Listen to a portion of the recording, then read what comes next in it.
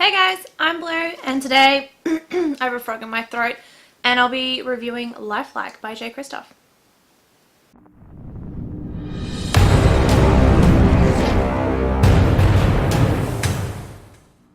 So LifeL1k was published in 2018 by Allen and Unwin, and it's kind of got like a futuristic kind of scene to it. It is, what do they say? It's like Romeo and Juliet, Mad Max, X-Men, and a little bit of Blade Runner cheering from the sidelines. Well, don't know about that Blade Runner bit, but anyway. So, I'm going to break these down in this review. But I just wanted to let you guys know that this is Kristoff's first YA book by himself, and he did like a pretty okay job. Not amazing, but considering it's not really his bag, he's more into like the fantasy kind of thing where he can freely express himself. I kind of feel that YA kind of traps him, so he has to, you know, make sure it's kind of PG and not too bad and not too badass. So I think he did really, really well. There was just a few things that I did not like about the book, but we'll get to that later. So starting off, you meet Eve, who's one of our main characters, who is part of the Romeo and Juliet kind of thing.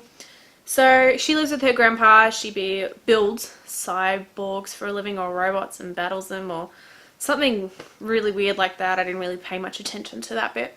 And then her best friend Lemon Fresh, who is the queen. I swear I would let Lemon Fresh hit me with a baseball bat if we could just go grab coffee together, because she just seems like a really cool chick, and I think we could be best friends. Anyway, Lemon Fresh has some sass. See what I did there? We started talking about Eve, and because I didn't really find her that great, I just jumped straight into Lemon Fresh. Lemon Fresh is a badass chick. She's very sassy, she's very funny, she's quite quirky, and she is a firm believer in what she believes in and stands up for what she believes in and for those that she loves. Eve kind of starts that way at the start of the book, and then by the end of it I found her a little bit dull, boring, and predictable. But that's what I like to do. I like to predict what happens in the book and then kind of judge it based on what I predicted. I love books that wow me. This didn't wow me. That's why it only got 4.5 stars out of 5. If it had that wow factor to it and it wasn't too predictable, would have got 5. Anyway, so besides those two female characters, we have another male character. His name is Ezekiel, or I'm just going to call him Zeke. I don't know what his name is. I can tell you why I don't remember his name, because he was such a dull and boring character. He really killed it for me. Especially because he's the Romeo to Eve's Juliet. See? Spun that in there.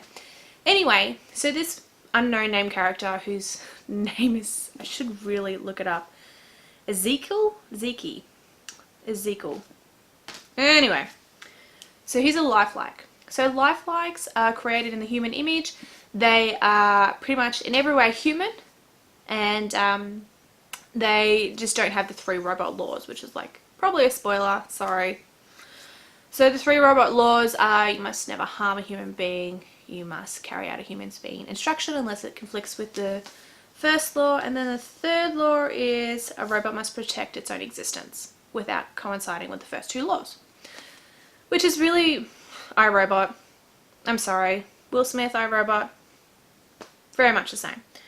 Anyway, so this character, who is created in a human image, I don't know which human he was created in, because he is dull. He is so plain, so boring. Just, he killed me. He really did. Like, I reckon if he had more of a personality, just communicated better, like, I don't know what he and Eve had going on. I couldn't read it. I couldn't get it. I just didn't understand it. He was so boring. He killed it for me. Like, my chair at my desk has more of a personality than this guy. See? Dull as crap. Anyway, so let's get past his lack of personality, because it really does kill me. The other thing that I found really disappointing about this book was that it was very predictable. I don't know if that's just anyone else. Like I said before, I like to predict things, and I predicted how the story was going to play out right to the very end. I knew it. I'm sorry. Spoilers ahead. I knew Eve was going to be a robot. Or Anna, whatever you want to call her. Anna. Eve, I knew she was going to be a robot. What I didn't like was the fact that she turns around to the robots and goes, oh, I'm going to join you now and we're going to take over the world. I'm sorry, you've just spent, what, 20 years as a human? Or 18 or 13 or however old you are. You spent that many years as a human. You lived like a human, you talked like a human, you ate food with other humans, you ate humans.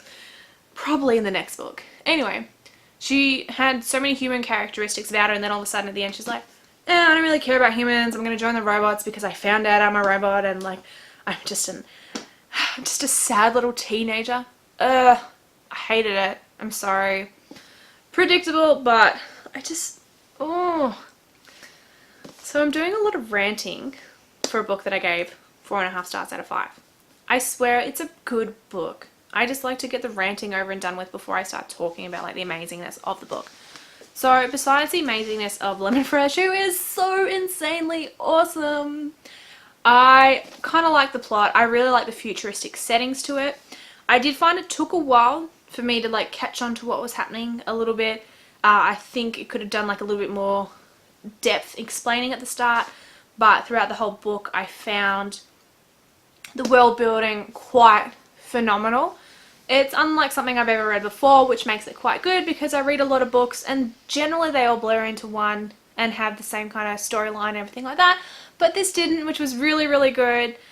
So it has like obviously those Romeo and Juliet subtlety to it. So that was Eve and the most boring life like on the planet. Anyway, so it was subtle, it wasn't overpowering, it didn't make me want to like go and gouge my eyes out with a rusty spoon or sit down and watch horror movies afterwards so I can get my soul back. It was actually just minimal, it was slightly there, and that was enough for me. That was really, really good. I found that amazing. Considering most YA books, you know, they pretty much have love and they're like, okay, give me your throat. Ugh! It wasn't like that at all. It was pretty good. Can't believe I just did that on camera. So the next thing they referenced it to was Mad Max. It did have some Mad Max element to it. The thing that really made me think it was a Mad Max thing was they're in the car, they're running away from these bounty hunters, and that's just pretty much how the whole entire Mad Max movie was. That was it. That was really the only thing that referenced it to Mad Max for me, and that's saying a lot considering I'm Australian. I don't live too far away from where they filmed it, and I used to have like the biggest crush on Mel Gibson, like huge Mad Max fan over here. So glad they replaced it with Tom Hardy, by the way. Side note. Anyway, they also referenced it to an X-Men. So it has like a little bit of that in there. That wasn't enough to impress me. I think the book could have totally done without it. They could have definitely done without it unless they're going to really expand on that in the next book. Or Jay expands on that in the next book. Otherwise, for me that wasn't really like a big majority. Yay, I liked it, or I hated it. It was just there. It was just in your face. So it was pretty good. I didn't have any heart-wrenching moments in there like I did with Gemina or Illuminae, which is also written by J. Kristoff with Amy Kaufman.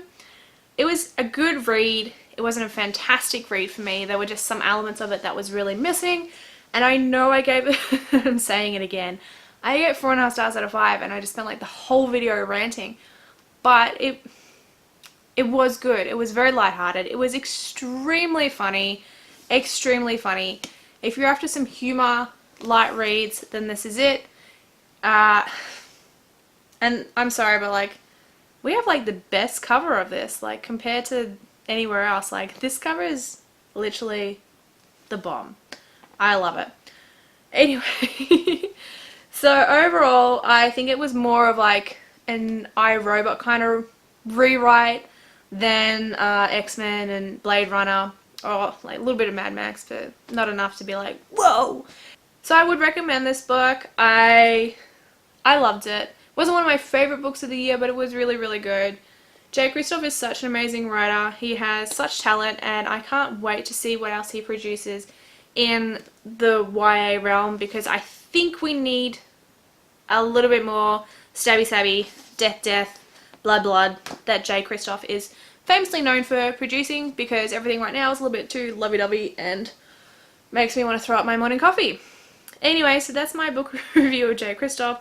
A lot of blabbering, not really enough depth, but wasn't a lot of depth in there either. So that's me done, because I'm going to go and regroup. Alright, see you guys.